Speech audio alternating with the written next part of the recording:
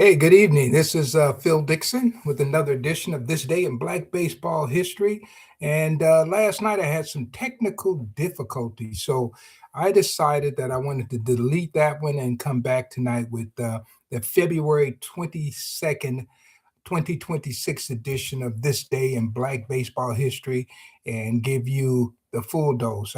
Believe it or not, I was doing the broadcast and a bird flew in my house. My wife opened the door and a bird flew in.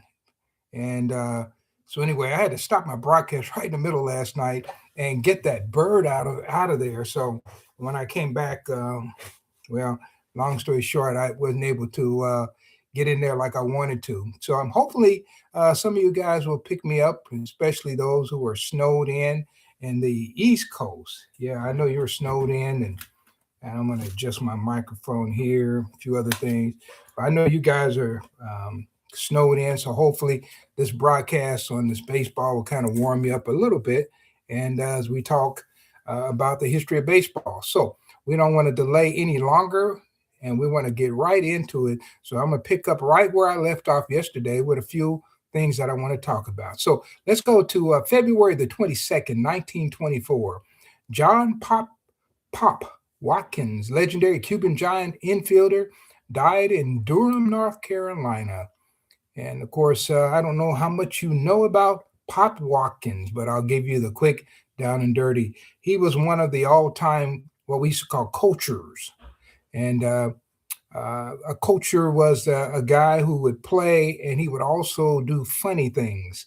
And so they were quite valuable in bringing fans to the park because, just be honest with you, it made it easier to digest the beating that you're about to take from these great black athletes.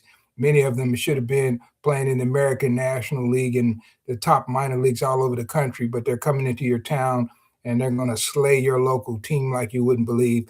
And Pop Watkins was one of those. 1907, he started the Havana Red Sox. And if you want to see a good picture of Pop, you might go and pick up Saul White's Baseball Guide, written in 1905. There's a good picture of him, so you can at least see what he looks like.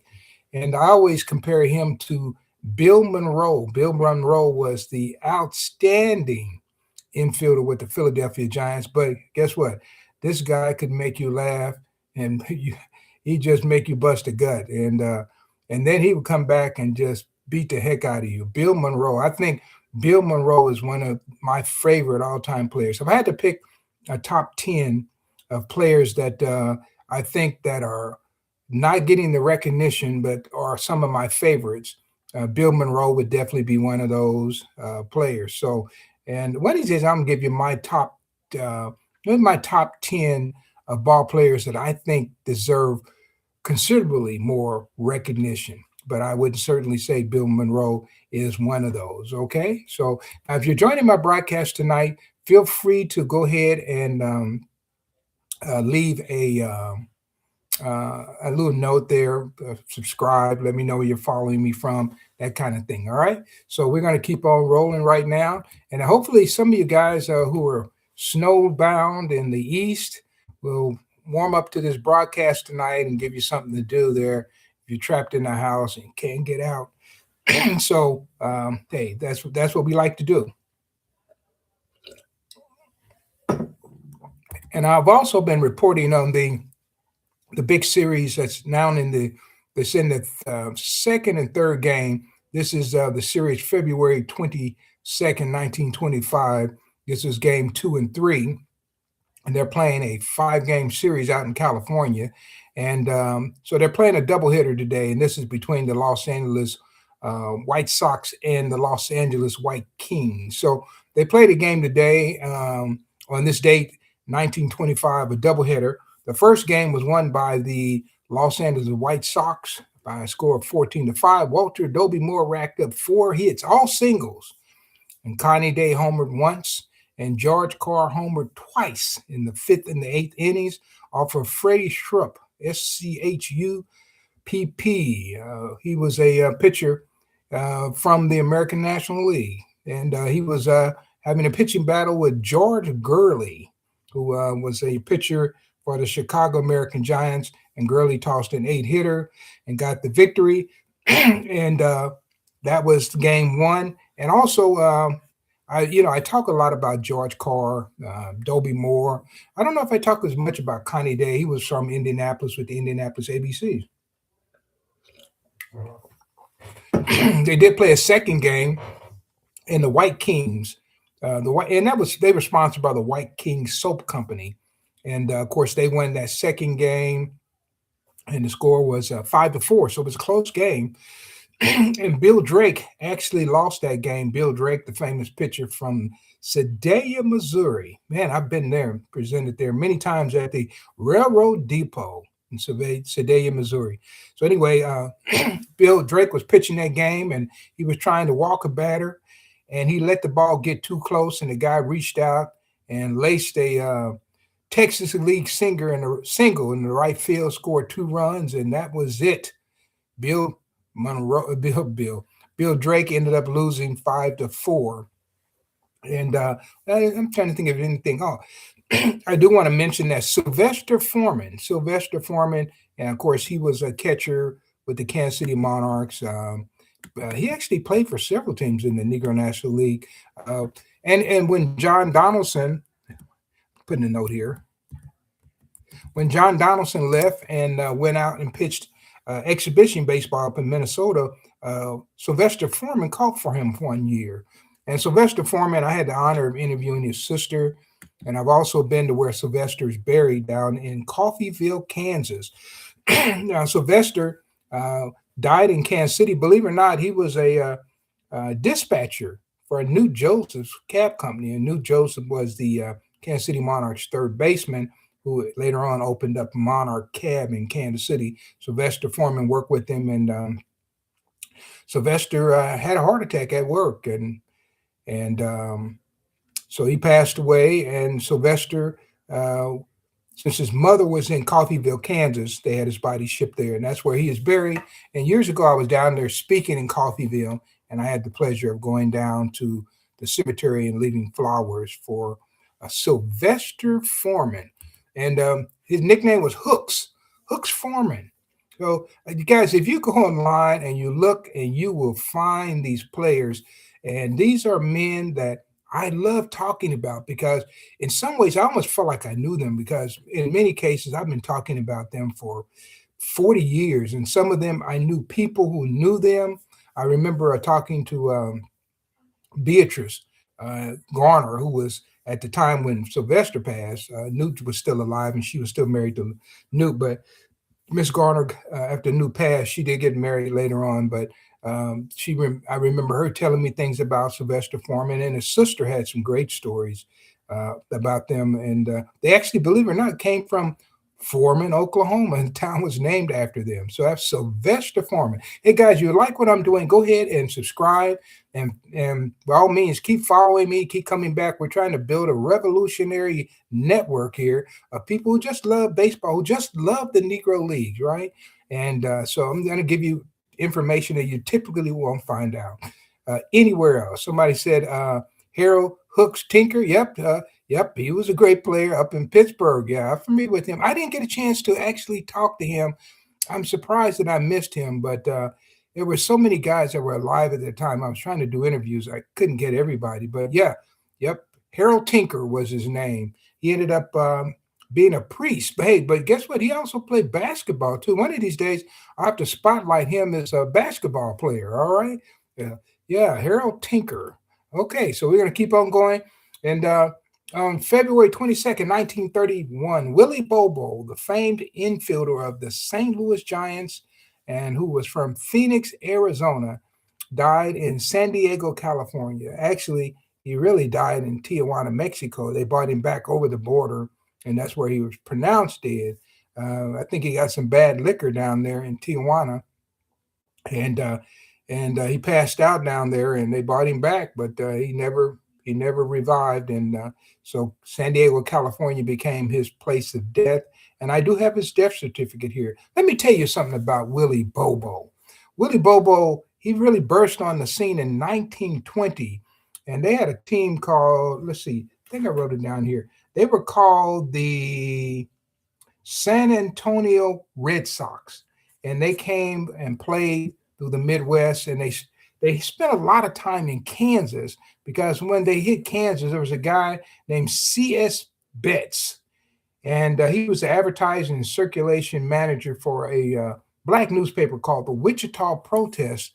And he said, "Hey, I can book you guys through the Midwest." So they kind of hooked up with him, and he gave them a traveling secretary to go with them, a guy by the name of Dickey. I never did find out what Dickey's last name was, but Dickey was kind of tricky because Dickey, once they traveled and they went to different places in Kansas, Lynchburg, Harrington, Pratt, Topeka. They played several games at Topeka, Junction City. They were down in Fort Riley, Holton, Kansas, Wamego, Kansas. I presented in many of those places because I'm a speaker of the Kansas Humanities and I go around talking about baseball.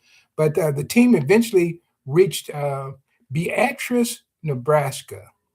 And it was there that Dickey skip town with the money. And when a person used to skip town with the money, they used to have a term for that. It was called a French leave. A French leave. Have you ever heard that term before? Now look, you don't have to take my word for it. Go look that up. A French leave. And so Dickey performed a French leave. Now the French leave is when you disappear and for no reason, no practical reason, and nobody knew that you were leaving, and they don't know where you went. That is called a French leave. And so I was explaining that to somebody. They says that kind of like ghosting on that people are doing now when they don't answer your call or anything like that. And that a little bit different because French leave was more of what they did in professional ranks when people stole your money, right? And especially you have these booking agents and traveling secretaries, and some of these guys were just as crooked as a river, I tell you. And they would take your money, and that would be it. So anyway, that's kind of what happened to Willie Bobo, and Willie Bobo eventually called on with the Kansas City Monarchs in 1923. The Kansas City Monarchs ended up trading him to the St. Louis Stars, and he stayed with the St. Louis Stars about through midway in 1928 when they released him and Mitchell Murray. Really, the same time, Mitchell Murray was another great St. Louis Star. And then Bobo, when he was in St. Louis, he actually married a lady by the name of Alice Wright. That was in 1927, August of 1927. And then Willie Bobo goes on and plays with the Cleveland Tigers. And then the next year he ends up with the Nashville Elite Giants. And when he was with the Nashville Elite Giants, that's how he ended up on the coast because Tom Wilson had the Winter League baseball team. He ended up on the coast, and that is where he expired. And that is Willie Bobo, a great first baseman that you don't hear a lot about. But and I think one of the reasons why, when I was working on some of my books, and I was spending a lot of time in St. Louis, I never found a really good picture of Willie Bobo. I haven't checked to see if anybody else has found one, but I myself never really found one.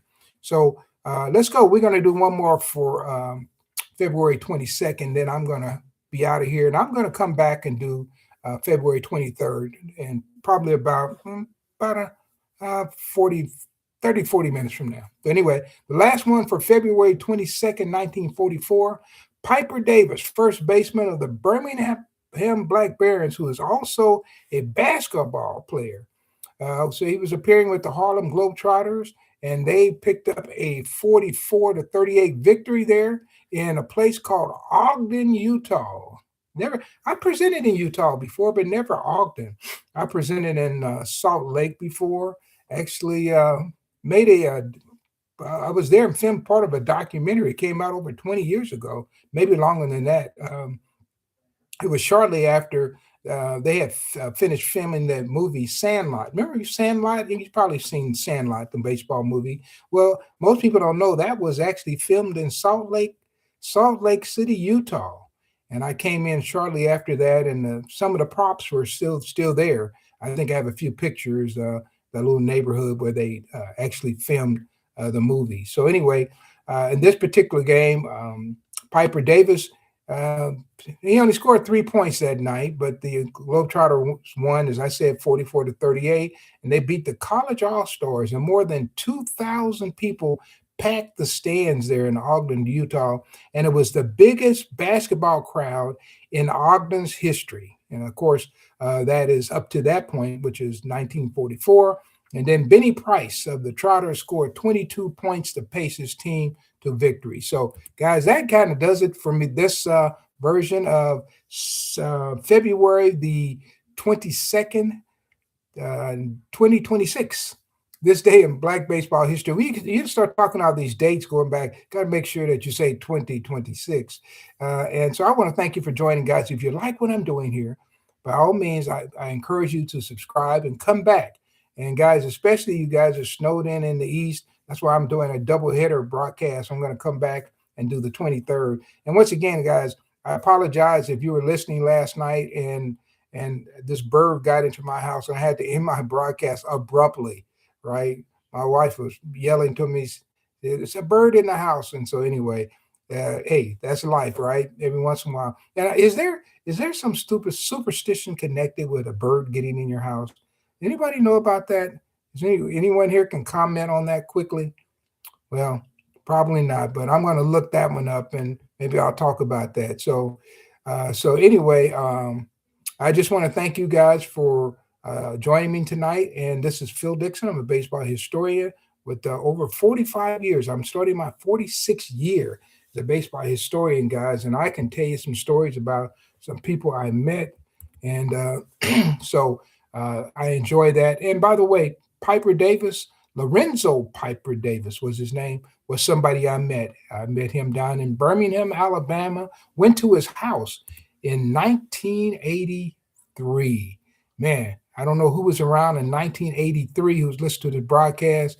Man, I tell you what, I run into young people and they're 30 years old, and I say, hey, I got books older than you. So anyway, guys, with that note, I'm going to go ahead and get out of here. And I always like to say, guys, when you come here, you get a lot of stories. And sometimes I'll give numbers, but not always a lot of numbers, because I know everybody's not a baseball fan. And they're not that fond of the numbers or even know what those numbers mean. And of course, I always think about what Toby Harrah said. Toby Harrah was a baseball player when I was growing up, and I heard him say this one time. He said, statistics are like a lady in a bikini. He said it shows a lot, but it doesn't show everything, and that's why these stories are so important. Thank you, guys, and I will see you real soon with another edition of This Day in Black Baseball History. So hope you've enjoyed yourself tonight.